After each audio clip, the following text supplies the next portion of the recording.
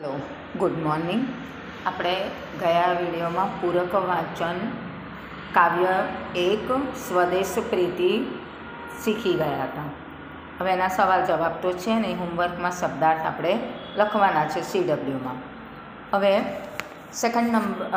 Second chapter જોઈએ આપણે, રૂપાંતર. રૂપાંતર એટલે બદલાઈ જવું, ચેન્જ લાવવો, હે ને, એને આપણે રૂપાંતર કહીએ. કોઈ પણ કાર્યની શરૂઆત કરીએ, હે ને, કામની શરૂઆત કરીએ, જીવનની શરૂઆત કરીએ, તો એમાં આપણે દિવસે ને દિવસે ચેન્જીસ તો લાવીએ જ છે. એટલે સુધી કહું છું કે ઘરમાં પણ પરિવર્તન, હે ને, એવું કહેવાય, પરિવર્તન એ સમાજનો નિયમ છે. જીવનમાં પરિવર્તન લાવવું જ પડે છે.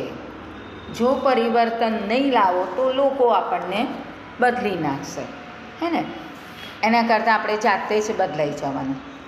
ઘરમાં પણ તમે જોજો કે એકની એક વસ્તુઓ આપણે એક જગ્યા ઉપર નથી રાખતા, એમાં પણ આપણે ચેન્જીસ લાવીએ છીએ, ને ચેન્જ કરીએ છીએ.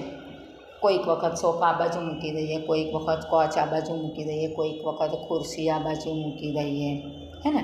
આઈ થિંક આપણે એક ચેપ્ટર 11th શીખી ગયા હતા, દીવાનખાનામાં, 10th પોયમ હતી, હે ને, કે કાવ્યના એક ઘરની બધી વસ્તુઓ સરસ મજાની લેમ્પ ને સોફા ને બધું ગોઠવી દે છે અને પછી વિચારે છે કે આ બધામાં મારું સ્થાન ક્યાં, હે ને. દેટ મીન્સ આપણે ઘરમાં પણ રૂપાંતર, ચેન્જીસ લાવીએ છીએ. તો આપણા જીવનમાં, આપણા સ્વભાવમાં પણ આપણે ચેન્જીસ લાવવો પડશે. જો સરળતાથી રહેશો ને તો આપણું જીવન પણ એકદમ સરળ થઈ જશે, હે ને. અને જેટલા સરળ રહેશો ને એટલા જ સુખી થશો. એટલે પરિવર્તન એ સમાજનો નિયમ છે. ચેપ્ટરમાં બહુ સરસ આપણને સમજાવે છે. આપણને એક્ઝામ્પલ આપે છે સાસુ અને વહુનું. આપણા મનની અંદર એવું કહેવાય છે કે જ્યાં સુધી, ખાસ કરીને આપણે છોકરીઓ સાસરે જઈએ છીએ તો ત્યાં સાસુ છે તો મમ્મી જ, પણ ત્યાં કયો શબ્દ લાગી જાય છે? સાસુનો. જ્યાં સાસુનો શબ્દ લાગશે ને ત્યાં એવું કહેવાય કે મનમેળ નથી થતો. આપણા મનની અંદર એવો ભ્રમ છે કે સાસુ એટલે નહીં સારી, હે ને. પણ જો મનની અંદર એવું થઈ જાય કે ના, આ મારા મમ્મી છે, તો કશું નહીં થાય. આપણો જે ભ્રમ છે ને એ બધો જતો રહેશે, હે ને. બહુ સરસ ચેપ્ટર છે રૂપાંતર, એટલે બદલાવવું, આપણે ચેન્જ થવાનું છે. લેખક છે મોહન પરમાર. જોઈ લઈએ હવે.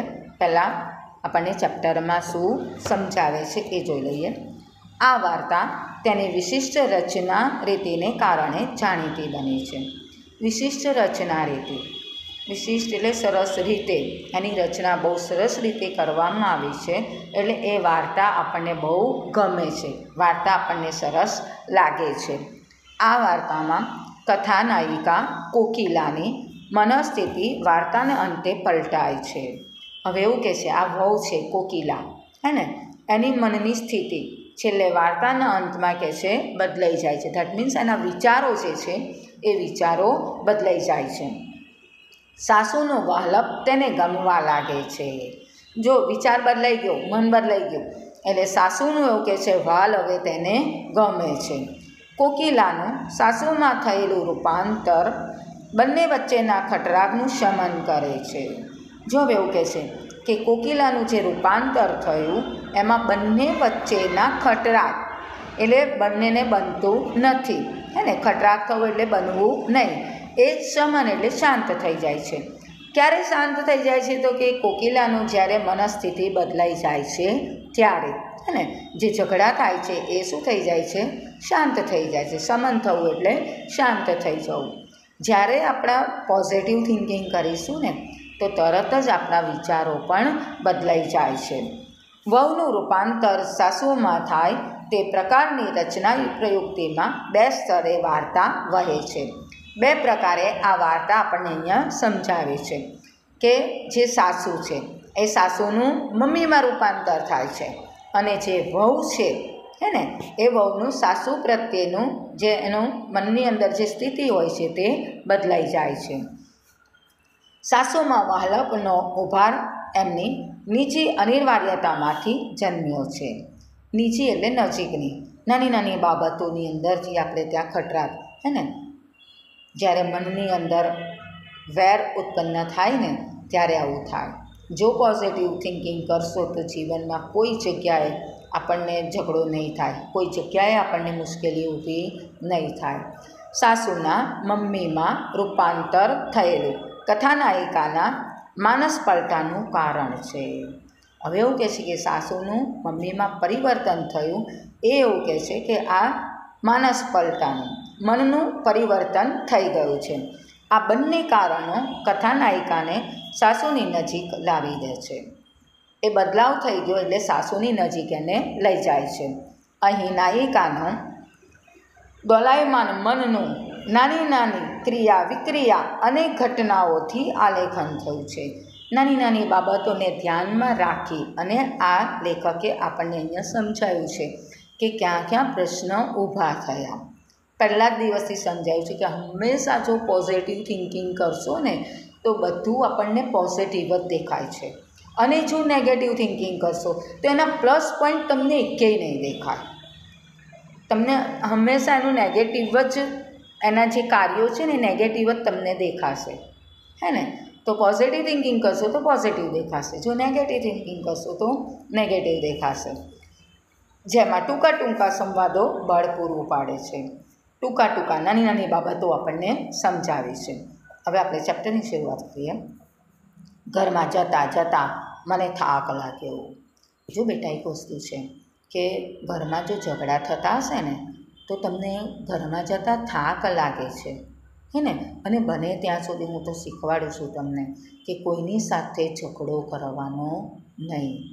જેટલો ઘરમાં કંકાસ હશે ને એવું કહેવાય એટલી લક્ષ્મી ઘરમાંથી જતી રહે છે. એના ઘરમાં લક્ષ્મી રહેતી નથી. મને એક પોયમ યાદ આવે છે, મોરારી બાપુએ કીધું હતું, એ હું હંમેશા યાદ રાખું છું. તમે પણ યાદ રાખજો.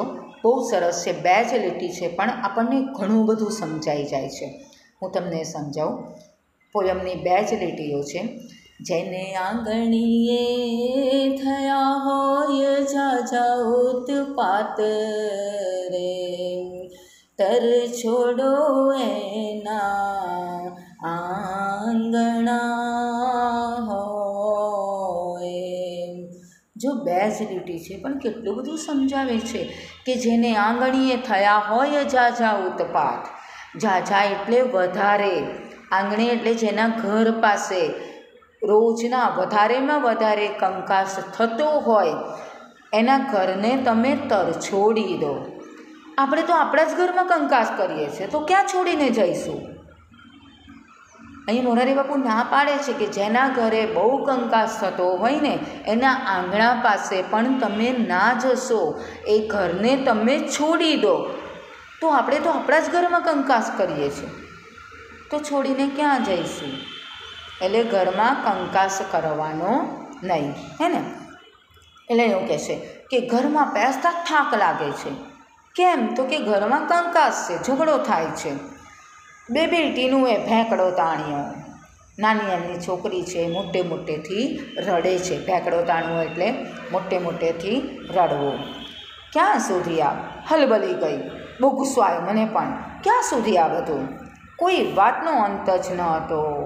જો કોઈ વાતનો અંત નથી, એનો છેડો આપણને મળતો નથી. રોજ કંકાસ ઘરમાં થાય છે એટલે આપણને ઘરમાં થાક લાગે છે. એવું કહેવાય કે થાકેલો પાકેલો માણસ ઘરે જાય ને તો શાંતિ અનુભવે, અને આપણે જ ઘરમાં જો કકડાટ કરીશું તો એ શાંતિ લેવા ક્યાં જશે એ વ્યક્તિ, હે ને. એટલે બને ત્યાં સુધી ઘરમાં પણ કકડાટ કરવાનો નહીં. દિનેશ તો મને આદેશ કરીને ઓફિસે ચાલ્યા જાય છે. જો દિનેશ એટલે એનો હસબન્ડ, પતિ એનો, એ તો કહે છે મને આદેશ એટલે હુકમ કરીને તો ઓફિસે જતો રહે છે. પણ પછી તો એ જ યંત્રણામાં ફસાતા જવાનું. યંત્રણા એટલે મશીનની જેમ ચાલતું, એ જ મશીન રોજનું શૂટિંગ ચાલે છે, એમાં આપણે ફસાતા જવાનું. કોઈક ફરક જ નહીં, કોઈ ફેરફાર નહીં એમાં. હુકમ પર હુકમ, આદેશ ઉપર આદેશ, કામ ઉપર કામ. અમે લેડીઝને તમે જોજો આખો દિવસ કામ હોય, એ નવરા પડતા નથી. દવા આપીને માંડ પરવારો, દવા ઘરમાં સાસુમાં છે હે ને, એમને દવા આપીને માંડ હું ફ્રી થઈ હોય, ત્યાં પાણી લાવજે ને નહીં, ત્યાં સાસુ બૂમ પાડે, પાણી આપજે ને મને, બૂમ પડે. દોડતી પાણી આપતી આવું, દોડતી જઈને સાસુમાને પાણી આપી આવું. તોય કોઈ ગણકારી રહ્યું નથી, તોય જસ નહીં, અને તોય એવું કહે છે મને જસ નહીં. આમે લેડીઝને એવું છે, આખો દિવસ કામ કરો ને તો પણ તમારા કોઈ વખાણ કરતું નથી. જો આપણે સારા રહેવું હોય ને તો હું તમને શીખવાડું, કોઈક થોડુંક કામ કરે ને તો એને વખાણ કરો. આપણે બીજા કામ કરે તો તરત તો કહીએ છીએ સરસ, થેન્ક યુ, એવું તરત કહી દઈએ છીએ. પણ ઘરમાં મમ્મી કામ કરે છે તો મમ્મીને આપણે કોઈ દિવસ થેન્ક યુ કહેતા નથી. આપણે ભગવાનને પણ થેન્ક યુ નથી કહેતા. ભગવાને આપણને કેટલી બધી વસ્તુઓ સરસ રીતે આપી છે, પણ આપણે એનો આનંદ જ નથી લેતા. જે નથી મળ્યું ને એના માટે આપણે રડીએ છીએ, હે ને. તો ભગવાનને પણ થેન્ક યુ કહો, આપણા મમ્મીને પણ થેન્ક યુ કહો, તો એને પણ ગમશે. મમ્મી કોઈક સારું કામ કરે ને તો મમ્મીના વખાણ કરો, મમ્મીને મદદ કરવાનો પ્રયત્ન કરો. પછી એ ગર્લ્સ હોય કે બોયઝ હોય, ગમે તે હોય, બધા જ કામ કરવાનું છે, હે ને. આપણે તો કહીએ અમે તો બોય એટલે અમે કામ કરીએ નહીં, અમે છોકરાઓ એટલે અમે કામ કરીએ નહીં, એવું નહીં. કડક આંખો મારા પર ફરતી જ રહે, સાસુમાની કહે છે કડક આંખો, ફરમાન પર ફરમાન, ઓર્ડર પર ઓર્ડર, દવા આપજે, પાણી આપજે, હે ને. આંખોમાં એવું કહે છે કે એની આંખો એકદમ કડક દેખાતી રહે છે.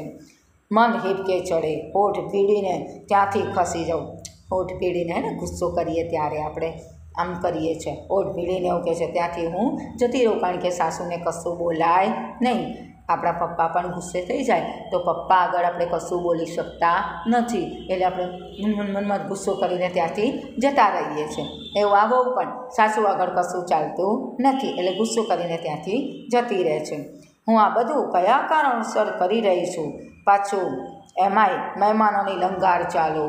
આ બધું કેટલું બધું કામ કરું છું, અને એમાંય મહેમાનોની અવર જવર, લંગાર ચાલુ એટલે અવર જવર તો ચાલુ ને ચાલુ છે. એકલા હાથે આ બધું મારે કરવાનું. એક દિવસ ન રહેવાતા હળવાશની પળોમાં કહેલું, હવે તો એક કામવાળી રાખી લો ને. હળવાશની પળોમાં કહે છે દિનેશને મેં કીધું હતું કે હવે તો હું થાકી જાઉં છું કામ કરીને, તમે કોઈ કામવાળી રાખી લો ને. મારાથી પહોંચી વળાતું નથી, હું આ બધા કામમાં પહોંચી વળતી નથી. હું કંઈ ગાંડી નથી કે સમજી ના શકું, હું કંઈ ગાંડી નથી, મને ખબર તો બધી પડે છે. એકના પગારમાં ઘર ચલાવવું પડે, મને પણ ખબર છે કે પેલા દિનેશના જ પગારથી મારે ઘર ચલાવવાનું છે. માંડ મહિનો પૂરો થાય છે, એના પગારમાં કે છે હું પૂરું કરી શકતી નથી. ને દવાનો મારો તો ચાલો, અને સાસુમાની દવાનો પણ ખર્ચો એટલો જ થાય છે. આ પડોજણમાં તો ક્યાંય જવાતું નથી, આ બધા કામમાં મારાથી બીજે ક્યાંય જવાતું નથી. દિનેશ તો થાક્યા આવે ઘરે, છોકરાઓને થોડું ભણાવે અને પછી ઊંઘી જાય. દિનેશ પણ કહે છે થાકી જાય બિચારો, એટલે ઘરે આવે, છોકરાઓને થોડું ભણાવે અને પછી ઊંઘી જાય છે. દિવસે આડા તેડા કામમાં સમય વીતી જાય. મારે તો ક્યાંય હરવા ફરવાનું નહીં, મારે તો ક્યાંય હરવા ફરવા પણ જવાનું નહીં. પરણીને આવી છું ત્યારની બસ આ આડ પંપાડ કોને કહો, બસ પરણીને આવી ત્યારથી જ આ બધા કામ કરું છું, હું કોને કહેવા જાઉં. મમ્મીની વાત કરીએ તો એ કહે સાસુની સેવા કરીશ તો ભગવાન તને સુખી રાખશે. મારા મમ્મીને વાત કરું તો મારા મમ્મી પણ એવું કહેશે સાસુની સેવા કરીશ ને તો ભગવાન પણ તને સુખી રાખશે. મારા મમ્મી પણ એવું મને શીખવાડે છે. સુખના દાડા તો આવશે આવતા ભવે, ખબર નહીં આવતા ભવે એટલે બીજા જન્મમાં. સુખના દિવસો તો કહેશે બીજા જન્મમાં મારા આવશે. પગ હવે તો થાકીને લોથપોથ અને થઈ ગયા છે, પગ પણ મારા થાકી ગયા છે. આજ સવારથી જ વાત છે, બોલો. છાપાવાળો છાપું નાખીને ગયો ને, મને એમ કે કામમાંથી પરવારીને છાપું લઉં, એમાં ને એમાં ભૂલાઈ ગયું કે ગાય ભૂલાઈ ગયું અને ગાય છાપું ચાવી ગઈ. સવારમાં જ આ તો એવા બગડ્યા કહે. હવે એવું કહે છે કે સવારે કે છાપુવાળો છાપું નાખીને જતો રહ્યો, પછી કહે છે કે ગાય પેલો છાપું ખાઈ ગયો, તો મારું બધું ગાય ખાઈ ગયું, એટલે કે આઈ બની મારી પછી એ ન્યૂઝપેપર લેવાનું ભૂલી ગઈ અને ગાય આવીને ખાઈ ગઈ. તમારે એક પ્રશ્ન લખવાનો છે, આન્સર એનો. રૂપાંતર પાઠના લેખકનું નામ શું છે?